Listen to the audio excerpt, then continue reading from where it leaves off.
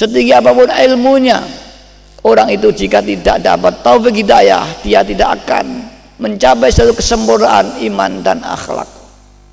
Tapi serendah apapun orang itu, jika mendapat taufik hidayahnya, dia akan menjadi orang yang amanu wattaqo. Dan itu terjadi pada Rasulullah sallallahu alaihi wasallam.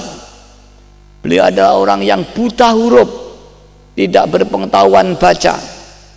Pengetahuan beliau adalah melalui pengalaman-pengalaman empirisnya. Dari baca, beliau tidak pernah baca buku dan kitab karena buta huruf. Tapi karena beliau terus uzlah, dia bertahannu anak-anakku. Di tradisi Arab itu ada setiap tahun orang tahannu, menyisakan waktunya 1 bulan misalkan dia tidak bekerja tapi riyadhah untuk mendekatkan diri kepada Allah. Rasulullah sering bertahannu untuk mendekatkan umat dan masyarakat kembali kepada Allah SWT, di mana masyarakat jahiliyah semua anak-anakku. Lebih jahiliyah zaman Rasulullah daripada zaman sekarang ini.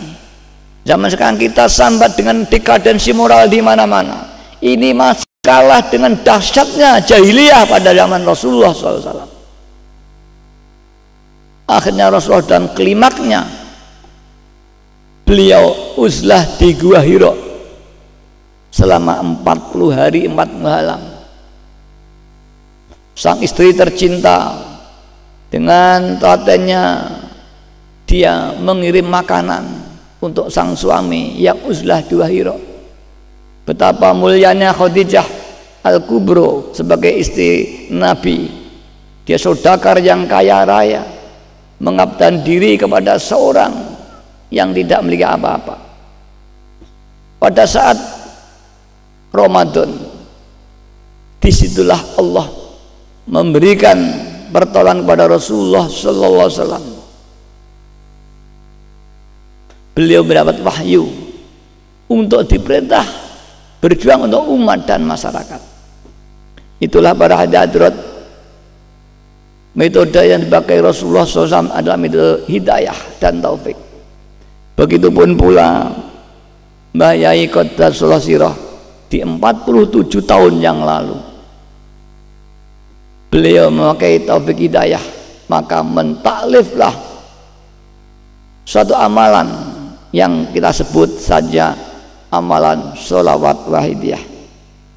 Sholawat wahidiyah yang terangkai dan beberapa doa sholawat yang telah disusun dalam lembaran atau nuskhah wahidiyah. Di sana ada sholawat wahidiyah, yaitu Allahumma ya wahidu. Ada sholawat ma'rifat, yaitu sholawat yang fadilahnya memohon kita diberi iman ma'rifat kepada Allah. Ada sholawat saljul qulub, yaitu sholawat yang fadilahnya mendinginkan hati yang panas. Ada sholawat, ada istighosah, mohon pertolongan pada Ghausul Zaman. Ghausul Zaman yaitu seorang yang terpilih oleh Allah dan Rasulnya, kekasihnya Allah yang paling tinggi, pimpinan para wali-wali seluruh dunia, yang dalam Aidiyah disebut Al-Ghaus, namanya penolong. Di dalam thariqah banyak sebut Qutbul Aqtab.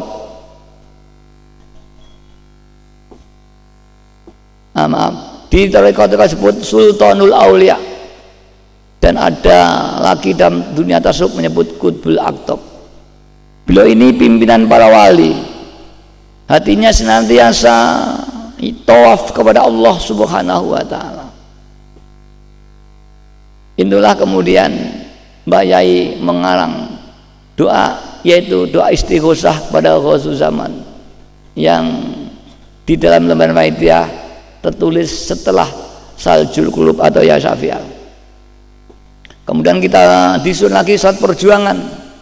Mengapa disebut salat perjuangan? Yaitu sholawat yang isinya bisa membaca salat mohon kepada Rasulullah sallallahu alaihi wasallam, matur bahwa kita senantiasa gagal dalam usaha kita, baik secara pribadi, secara organisasi, secara perjuangan, gagal total.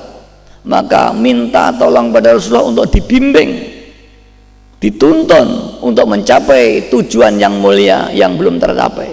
Maka saat itu di dalam Wahidiyah dikenal sebagai saat perjuangan. Kemudian ada sholat lagi yang meminta kita supaya diberi saling kasih sayang satu dengan yang lain. Yang kesemuanya akhirnya tersusunlah doa sholat qaidiyah.